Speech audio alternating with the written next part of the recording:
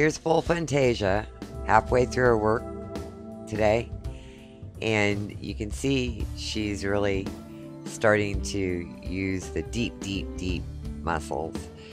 Her tail is her flag, and I know a lot of riders, they don't like tails that swish around, but that's your best friend. It's one of your barometers.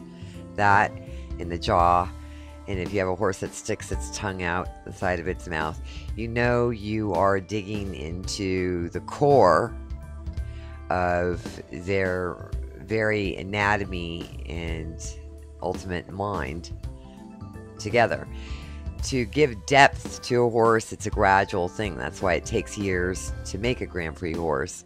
You have to put a club sandwich, as I like to express it as, gradually together so that their depth with what they were born with in their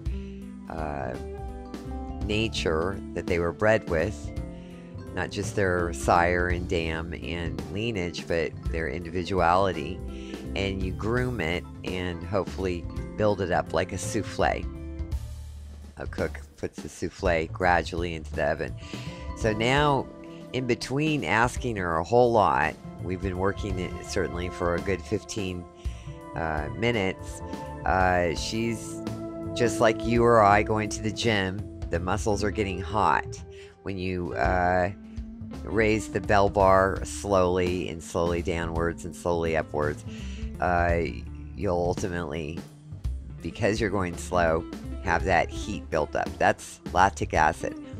Now you'll see in between me asking her, and I'm trying to get the ceiling higher so that her oxygen, lactic acid and oxygen return gets better and better over the weeks, and ultimately also praise her in between.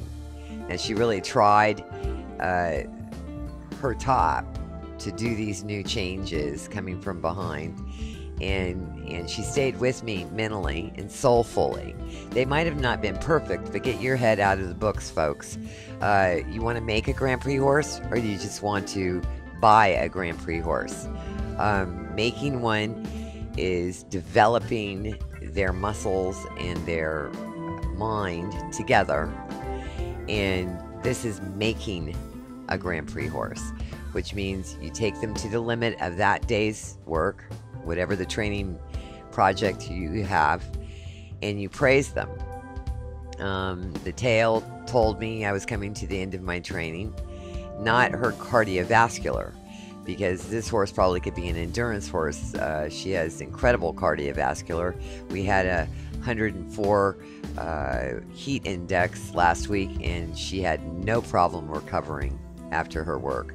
So you can't rely on tiring a horse out like I see some riders do. They think they can go tire them out and then they can train them. Not the really good horses, folks, and that goes for race horses too. You can go from here to California, you're just going to make them lame, sick, sore, and sour. You won't reach your focal point or that horse's particular potential by banging them around and then getting them to the point where you can ask of them. Asking of a horse is a fluid thing. I might be doing something far simpler here, but I'm still asking. She knows I'm letting her down now because I train her in an ABA form.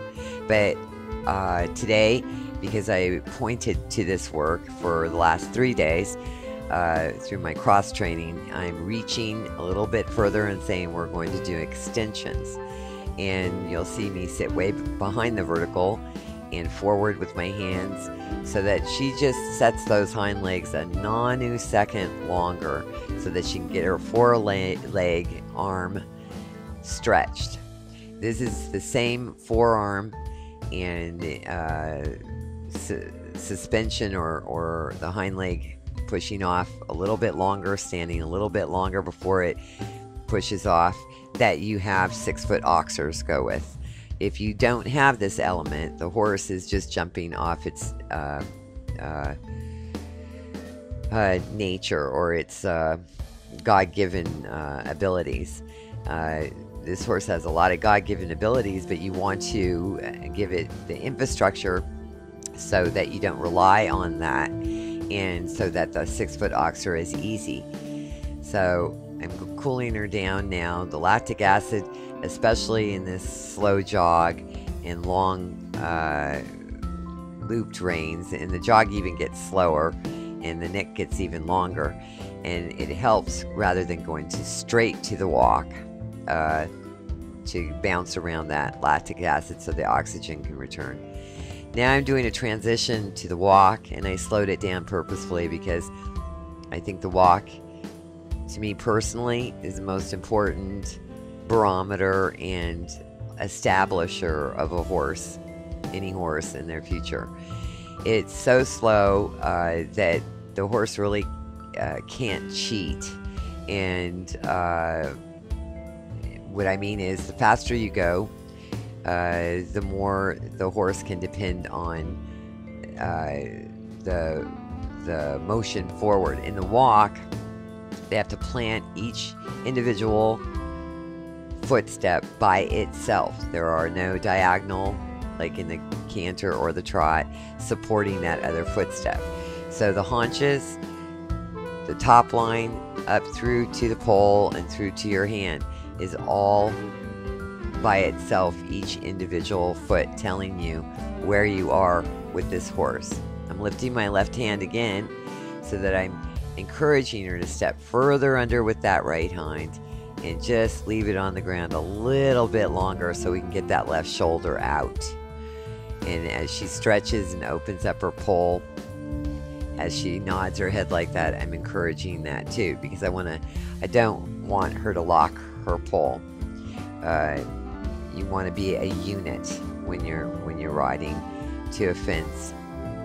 So now I'm even reaching further physically and mentally, and I'm asking her for a turn on the haunches, and her tail is swishing because not only is she a little tired, but it's a lot for a big mare like this to drop her haunches and keep the motion and impulsion from behind. And you'll see I'm removing her head and neck again, so we keep those shoulders. Watch those shoulders. The movement of the front end does not start with the knee. It starts at the shoulder, then the knee. So when you're not on a Grand Prix horse and you don't have the top line and the haunches aren't completely lowered behind easily, you are not going to have the pretty collected look that you see in the books. And she's giving a lot to me. She might be talking to me with her tail and a little rein back there, but she keeps engaged and she keeps square on the haunches. You can set a T tray there. She does not drop her hip and she does not drop her shoulder. All the moving around of her head and neck are going to go away in the next couple of months, because she'll be able to have more of a demonstrative muscle memory from behind and more muscling to do that. So the reason I praise the sky with my arms is my horse is in good stead. She has a happy tone to her, as you can see in her eye, and tomorrow will be a new good day.